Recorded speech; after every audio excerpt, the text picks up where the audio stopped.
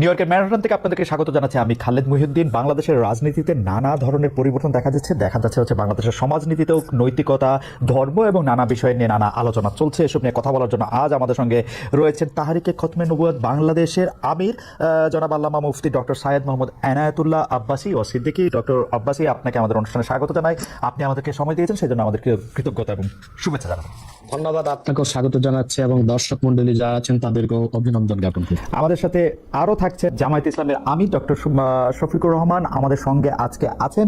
তাকে আমরা স্বাগত জানাই। তিনি আমাদের সময় দিয়েছেন, তার এই চরম ব্যস্ততার মধ্যেও তিনি আমাদের সাথে যুক্ত হয়েছেন এবং অনেকগুলো বিষয়ে তিনি যুক্ত আছেন নানা রকম কারণে, তবুও আমাদের তিনি সাথে আছেন, সেই জন্য তাকে আন্তরিক ধন্যবাদ ও কৃতজ্ঞতা জানিয়ে আজকের অনুষ্ঠান শুরু করছি। ডক্টর শফিকুর রহমান, আপনাকে আন্তরিক ধন্যবাদ এবং কৃতজ্ঞতা, আমাদের সাথে আপনি যুক্ত হয়েছেন। ডক্টর এবং ঠিকানা পরিবারকেও ধন্যবাদ। ডক্টর শফিকুর রহমানের আজকে একটি গুরুত্বপূর্ণ মিটিং আছে, সেজন্য আমরা তাকে ছেড়ে দিব দ্রুতই, কিন্তু আমরা কিছু প্রশ্ন আপনাকে জাতীয় আন্তর্জাতিক সব জায়গা থেকে একটু করতে চাই। আপনি আশা করব যে আমরা অনেকগুলি প্রশ্নই আপনাকে আজকে করতে পারবো। আমরা শুরু করছি। আপনি সম্প্রতি এক ভাষণে বলেছেন, আরেকটা প্রসঙ্গে যাই, যে সেই গণতন্ত্র হালাল যার মাধ্যমে আল্লাহর বিধান কায়েম করা যাবে, বুলেট নয় ব্যালটের মাধ্যমে যেতে হবে। এটা আপনি বলেছেন হাদিসের রেফারেন্স দিয়ে। আপনার এই বক্তব্যের প্রতিবাদ করেছেন মুফতি ডক্টর সাইয়েদ মোহাম্মদ এনায়েতুল্লাহ আব্বাসী ও সিদ্দিকী। রোববার ফেসবুকে পোস্টে দাবি করেছেন যে তিনি হাদিসের সুস্পষ্ট অপব্যাখ্যা করেছেন। আপনি এক লাইনে আবার একটু ব্যাখ্যা দিবেন কিনা? আমি হাদিসের দেই নাই।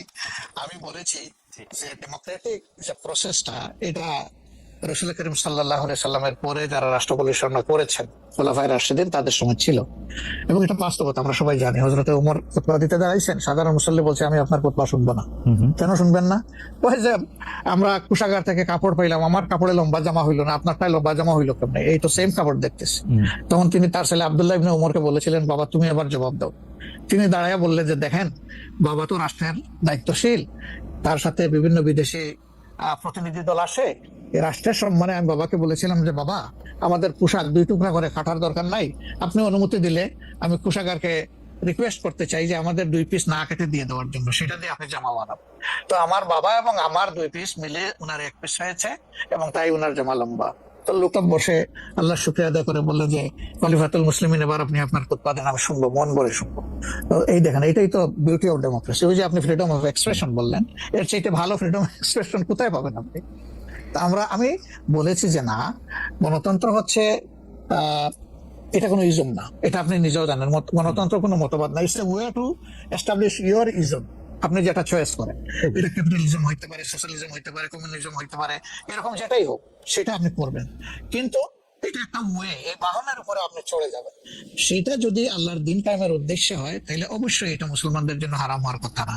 এখন আমার কথার সাথে তো ডিফার করতেই পারেন, উনি একজন লার্নেড মানুষ, আমি তাকে রেসপেক্ট করি এবং কারোর ডিফারেন্সটাকেও আমি রেসপেক্ট করি, কারণ এটা না হলে তো আপনার ফ্রিডম অফ এক্সপ্রেশন থাকবে না এবং মাল্টিকালচারাল সোসাইটি বিল্ড আপ করা সম্ভব হবে না। বর্তমানে যেসব রাজনৈতিক ইসলামী আদর্শে অনুপ্রাণিত রাজনৈতিক দল আছে, জামাত ইসলামী সহ, তাদের কাউকে আপনি সহি ইসলামিক আদর্শে অনুপ্রাণিত রাজনৈতিক দল মনে করেন কিনা? শুধু জামাত ইসলামীকে তো দিলে হবে না, এদেশে 3 থেকে 3.5 লক্ষ মসজিদের ইমাম হচ্ছে হেফাজতের লোক। তারা হচ্ছে মসজিদগুলোকে কন্ট্রোল করে এবং প্রত্যেকটা সমাজ কিন্তু এখনো মসজিদ কর্তৃকই নিয়ন্ত্রিত। ইমাম সাহেবের কথাটাই সমাজের লোক শুনে। তো বোঝা যাচ্ছে বাংলাদেশের রাজনীতিতে মূল শক্তি হিসেবে আসতে পারে হেফাজত ইসলাম বাংলাদেশ, তাদেরকে নিতে হবে। হচ্ছে জামাত ইসলামীর যিনি প্রতিষ্ঠাতা ছিলেন আবুল আলা মওদুদী, তিনি মুহাদ্দিসও ছিলেন না, মুফাসসিরও ছিলেন না, তবে তিনি ছিলেন দার্শনিক এবং রাষ্ট্রচিন্তক। তো জামাত ইসলামী যারা করছেন তারা তো আসলে আবুল আলা মওদুদীর কোনো মাসালা বা ফেকা মানতেছে না। এবং জামাত ইসলামী তো অসংখ্য লোক আমি দেখেছি দক্ষিণ চট্টগ্রামে, তারা আমাদের মতো কট্টর সুন্নি, অর্থাৎ তারা মিলাদ কিয়াম করতেছে, তারা পিরি মুরিদি মানতেছে, কিন্তু রাজনৈতিক ভাবে তারা জামাত ইসলামী করতেছে। তার মানে হচ্ছে 1922 সালে জিএনএ গ্র্যান্ড ন্যাশনাল অ্যাসেম্বলির মাধ্যমে কামাল পাশা আতাতুর্ক তুরস্কের মধ্যে ইসলামী শাসন ব্যবস্থার জন্য নাহয়সী ব্যবস্থা করেছিল। তারপরে প্যান ইসলামিজম নিয়ে আসলো জামালউদ্দিন আফগানি। পরবর্তীতে 1942 সালে আবুল আলা মওদুদী চিন্তা করলেন যে এই সংকটকালীন মুহূর্তে ইসলামী রাষ্ট্র প্রতিষ্ঠার জন্য গণতন্ত্রটাকে বেছে নেওয়া যেতে পারে।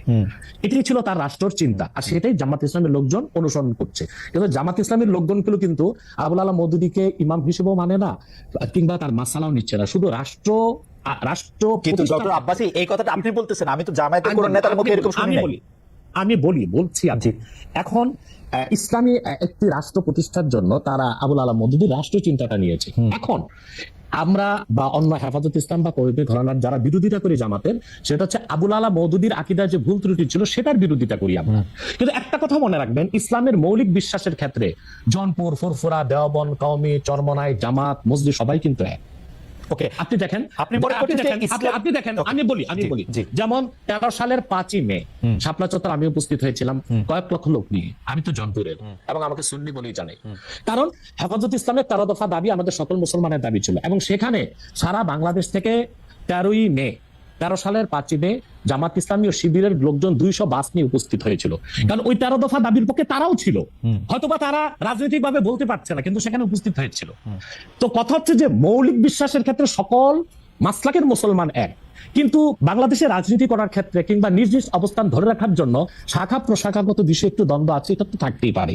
একটা ঘরে যদি 5টা ভাই থাকে, 5 ভাই কি আপনি যেটাকে শাখা প্রশাখাগত দ্বন্দ্ব বলতেছেন, সেই দ্বন্দ্ব আমরা অনেক সময় অনেক প্রকট দেখি। কেউ কেউ বলেন যে একজন আরেকজনকে বলেন যে তারা আসলে নাস্তিকদের থেকেও খারাপ, আরেকজন আরেকজনকে বলেন তারা বিধর্মী থেকেও খারাপ, একজন আলেম আরেকজন আলেমকে বলে, সেগুলো আমরা শুনি এবং রাজনৈতিক কারণে বলেন। অনেক সময় সেটি কোনো বিষয়ের ব্যাখ্যা দিতে গিয়ে না, রাজনৈতিক অবস্থানের কারণে বলেন। আমরা দেখেছি যে বাংলাদেশের ইসলামিক রাজনৈতিক দল, আমি এই মুহূর্তে নাম বলছি না, কিন্তু তারা জনসভায় ভাষণে বলেছেন যে তাদের আসলে জামাতে ইসলামীকে ঠেকানোই তাদের রাজনৈতিক আদর্শ। এটা তো হিংসা, প্রতিহিংসা। তো সেইটা তো আমরা আমি বলি একটা আপনাকে উদাহরণ দিচ্ছি, যেমন জামাত ইসলামীর যারা বিরোধিতা চরম পড়ে, আমি তো জামাত ইসলামের সমালোচনা করি গঠনমূলক, যেটা তাদের সংশোধন করা দরকার সেটা করতে হবে, কিন্তু আমি কি কখনো বলতে পারি যে জামাতের লোকজন নাস্তিকদের চেয়েও খারাপ? এটা কি বলা যায়? আপনি বলুন। এখন মনে করেন 13ই মে আপনি বলছেন সেটা বলছি না, কিন্তু আমি বলছি একজন ইসলামী আলেম বলে আমরা একজনকে চিনি, তিনি আরেকজনকে বলতেছেন। আমি তাকে চিনি। ওই লোকটা যে লোকটা বলেছেন তার নামটা আমিও নিব না, কিন্তু বাংলাদেশে এমন অনেক ইসলামী রাজনীতির ব্যানারে রাজনীতি করছেন যারা কিনা মোসাদ বা র কিংবা সিআই এর পেইড এজেন্ট হয়ে বসে আছে। এখন রাজনৈতিক আক্রোশে অনেকে অনেক কথাই বলে, যেমন জামাত ইসলামীর বিরোধিতা করতে যে ফরিদউদ্দিন মাসুদ এবং কিছু আলেম শাহবাগীদের সাথে একাত্মতা ঘোষণা করছে। এটা কেন করছে? তাহলে কি শাহবাগী না, তাহলে কি মতিউর রহমান নেজামী, দেলোয়ার হোসেন সাইদি তাদের চেয়ে ভালো ছিল শাহবাগীরা? যে মতিউর রহমান নেজামী, দেলোয়ার হোসেন সাইদি বা জামাতের যাদের ফাঁসি হয়েছে তাদের ফাঁসি দায় কার্যকর করতে ফরিদউদ্দিন মাসুদ শাপলা চত্বরে চলে গেছে, শাপলা চত্বর না শাহবাগ চত্বরে চলে গেছে, রাজনৈতিক ব্লগারদের সাথে একাত্মতা ঘোষণা করছে। তো বুঝাই যাচ্ছে এটা একটা রাজনৈতিক আক্রোশ ছিল, রয়ের পারপাস সার্ভ করার জন্য এই কাজটা করেছিল কিছু আলেম।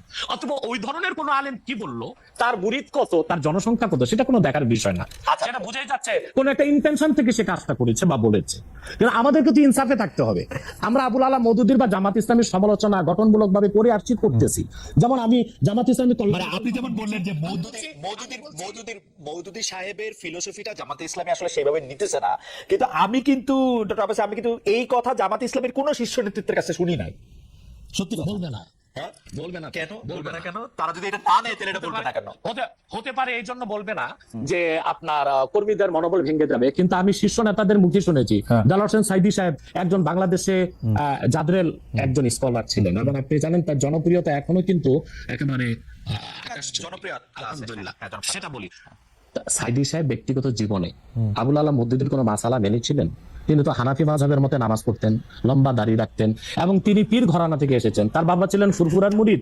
ডক্টর আব্বাস, আমি এটা প্রশ্ন সরাসরি করি। তিনি ছিলেন ডক্টর আব্বাস, আমি এটা প্রশ্ন সরাসরি করি। আপনি সোজা সাপটা কথা বলেন, আপনাকে সরাসরি কথা বলি। এই মওদুদীর আদর্শটা জামাত সরাসরি অস্বীকার করা না পর্যন্ত আমি মওদুদী সাহেবের জায়গায় রাখতে চাই, কিন্তু মওদুদী সাহেবের আদর্শটা তারা সরাসরি ভাবে ধারণ করার কথা বলে যে একটা ইসলামিক রাজনৈতিক প্ল্যাটফর্ম তৈরি করেছে, আপনি কি সেটাতে যাইতেন? সেটা আপনি আমল করেন আর না করেন? তাহলে দুইটা কারণে যেতাম। তো জনাব সাইদি যে গিয়েছিলেন সেটাকে আপনি সঠিক মনে করেন? না, সাইদি সাহেব কেন গিয়েছিলেন সেটা তার আমলটা করেন নাই, কিন্তু আদর্শের এই ঘরানায় কি আপনি আসতেন?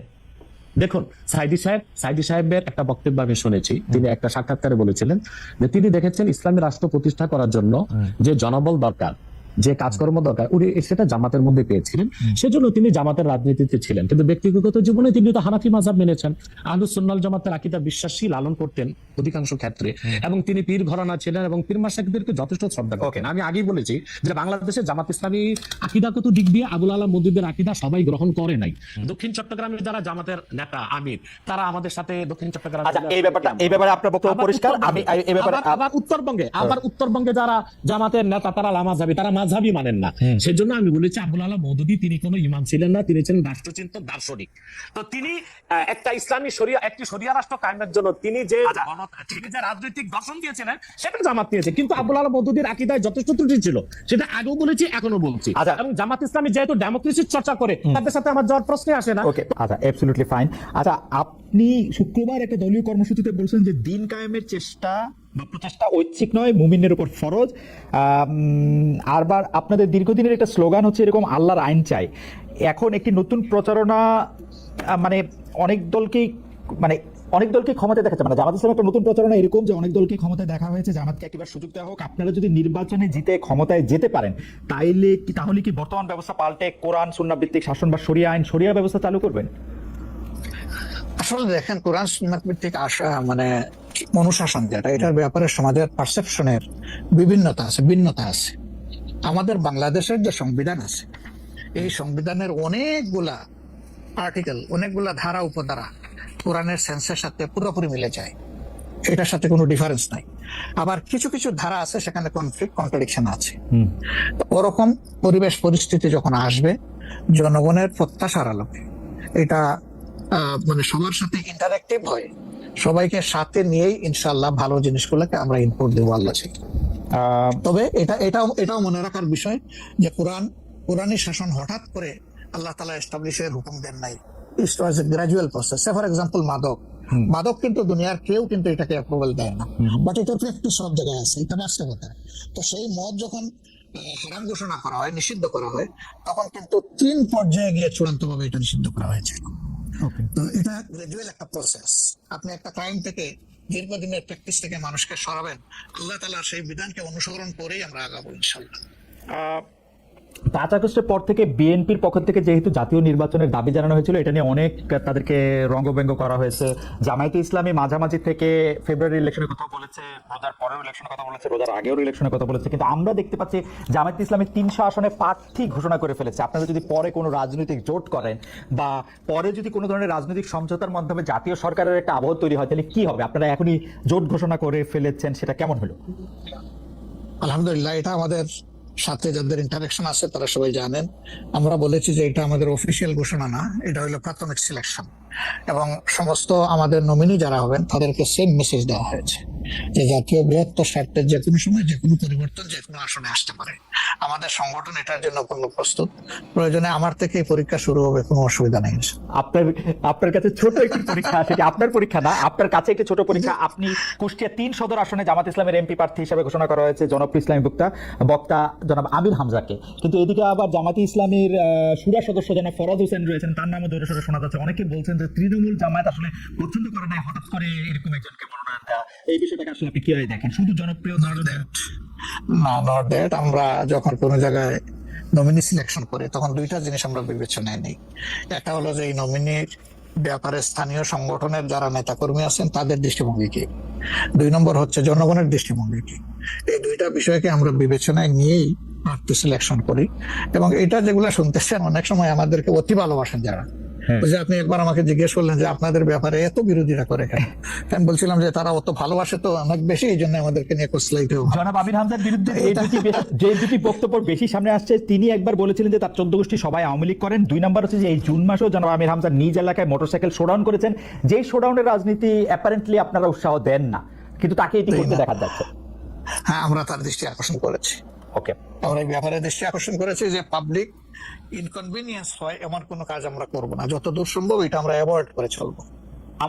আপনাকে যেহেতু মানে একটু তাড়াতাড়ি সেজন্য আমাদের শেষ প্রসঙ্গ, সেটা হচ্ছে বিএনপির সাথে জামায়াতে ইসলামের সম্পর্ক। আমরা দেখেছি যে আপনি এবং আপনাদের দলের নায়েবে আমির, তারা দুজনেই বিএনপি চেয়ারপারসন এবং ভারপ্রাপ্ত চেয়ারপারসন যারা লন্ডনে ছিলেন তাদের সাথে দেখা করেছেন। দেখা করার পরে আমরা রাজনীতিতে একটা ইতিবাচক সুবাতাস দেখেছিলাম। আপনি এসে ফেব্রুয়ারিতে ইলেকশনের কথা বলেছিলেন। এখন আবার ব্যাপারটা আসলে কোন জায়গায়, মানে জামায়াতে ইসলামী বিএনপি কি পরস্পর মুখোমুখি অবস্থা আছে? তাদের মধ্যে কি আবার একটা সদ্ভাব, মানে আসলে অবস্থাটা কি এখন?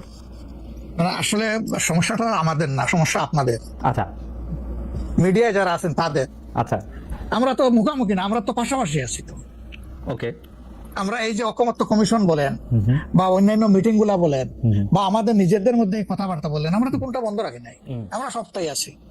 কিন্তু কতিপয় মিডিয়ার, সবাই না, এই কুচায় কুচায় টেনে টেনে সুতা বাইর করে কোথায় একটু বিএনপির মুখামুখি জামাত হবে, জামাতের মুখামুখি বিএনপি হবে। এটার মধ্যে জাতির কি কল্যাণ আছে আমরা বুঝতে পারি না। আমাদের তো ওরকম কোনো রেশারেশির সম্পর্ক নাই।